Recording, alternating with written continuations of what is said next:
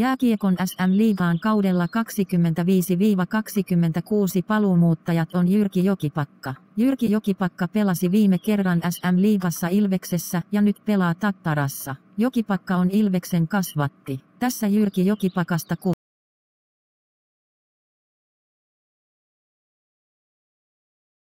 Toinen paluumuuttaja SM-liigassa kaudella 25-26 on Sami Vatanen, joka palaa JYP:iin. Sami Vatanen lähti JYP:stä nuorena pois ja sanoi näin. Siitä on hetki vierähtänyt, kun täällä on viimeksi ollut ja tämmöisen mahdollisuuden saa tulla takaisin, että se on aina ollut mielessä, että mä jossain vaiheessa haluaisin tulla sitten takaisin JYP:iin pelaamaan ja nyt oli sen aika, niin mikäs tämän parempaa. No ei, kyllähän se aivan mahtavaa on, että iso kiitos kuuluu heille ja kaikille, ketkä tätä on ollut mahdollistamassa, että pääsee takaisin tänne näin ja pääsee näkemään kaikkia vanhoja tuttuja ja kaikkea muitakin, niin kyllähän tämä niinku ihan mahtava juttu on, että ei muuta kuin lähdetään rakentamaan taas hommaa ja mennään eteenpäin.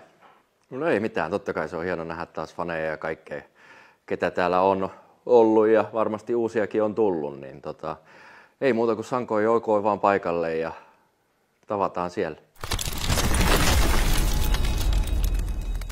Kolmas paluumuuttaja SM-liigassa kaudella 25-26 on Christian Helianko, joka palaa takaisin Tapparaan, jossa pelasi viimeksi kaudella 23-24,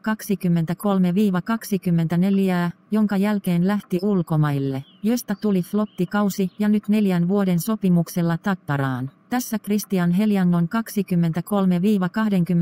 kauden huipputorjuntoja Tapparassa. Jälleen Simon Taivalo. Sitä syöttö lähteekö veto? Ai mikä passi! Ja Mattila pääsee loistavaan tilanteeseen, kun Klemetti samaan aikaan on siellä kontusillaan. Joka tapauksessa loistava tilanne oli siinä, mennä 3-1 vierasjohtoon, mutta Christian Helianko taitaa sitten viime hetkellä päästä väliin. Joka tapauksessa aivan mielettömän hieno tilanne. Katsokaa vielä uudelleen.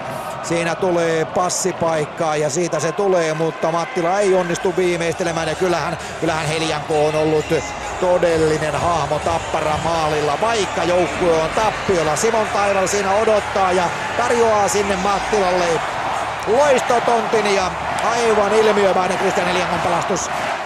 Paluumuuttaja SM-liigassa kaudella 25-26 on Teemu Väyrynen, joka pelasi viime kaudella Ruotsissa Hockey Allsvenskanissa, jossa hän oli tehokas tehden 47 ottelussa tehot 47 pistettä ja oli sarjan pistepörssin 10. Tässä kuva Teemu Väyrysestä.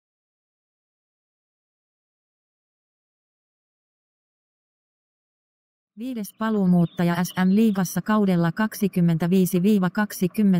on Andrei Hakulinen, joka teki sopimuksen HPK:n kanssa. Ihan hyvä hankinta HPK:lta, vai mitä mieltä olette? Tässä Andrei Hakulisesta kuva.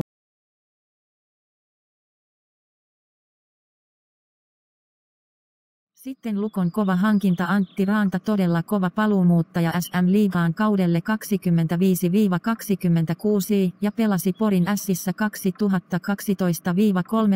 kaudella SM-liigassa ilmiömäisen kauden, jonka jälkeen siirtyi NHL:ään. Antti Raanta on ollut NHL:ssä kova. Viimeinen kausi NHL:ssä oli Antti Raannalta huonompaa. Tässä on kuva Antti Raannasta.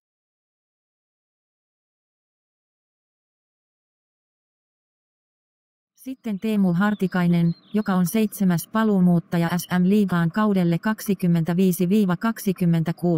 Minun mielestä tämän vuoden Suomen mestari Kalpa teki hyvän sopimuksen Teemu Hartikaisen kanssa, joka on raamikas ja hyvä hyökkääjä ja voi olla tosi korkealla pistepörssissä. Teemu Hartikainen pelasi Sveitsin suurseura Geneve Servettessä tosi hyvin 4 kauden ajan. Tässä kuva Teemu Hartikaisesta.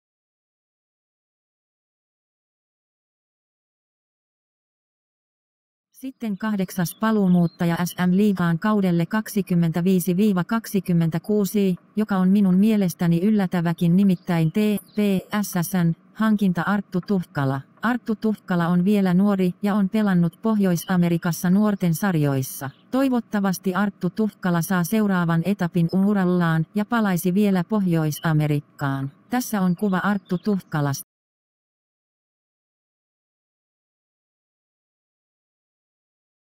Sitten yhkesäs paluumuuttaja SM-liigaan kaudelle 25-26,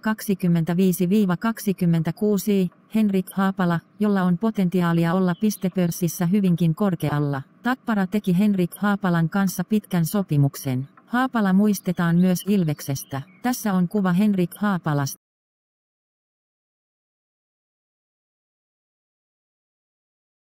Sitten 10. paluumuuttaja SM-liigaan kaudelle 25-26 on Lauri Sinivuori, joka pelaa Nuorissa Leijonissa. Lauri Sinivuori teki sopimuksen Helsingin IFK:n kanssa, jossa valmentajana toimii Olli Jokinen, joka valmensi Mikkelin Jukureissa, jonka kasvatti Lauri Sinivuori on. Lauri Sinivuori on pelannut Pohjois-Amerikassa yliopistosarjassa. Toivottavasti Sinivuorella aukeaa joskus NHL-ura ja varmasti aukeaa. Tässä kuva Lauri Sinivuoresta.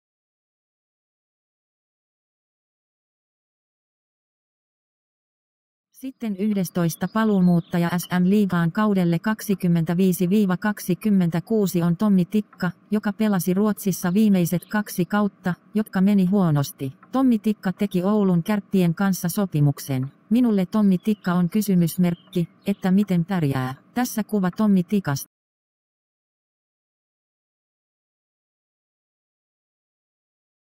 Sitten 12. paluumuuttaja SM-liigaan kaudelle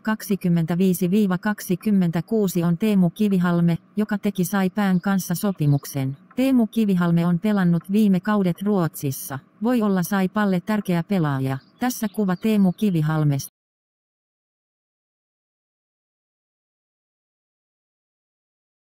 Kiitos, kun katsoitte videon, ja muistakaa tilata kanava. Heippa ralla!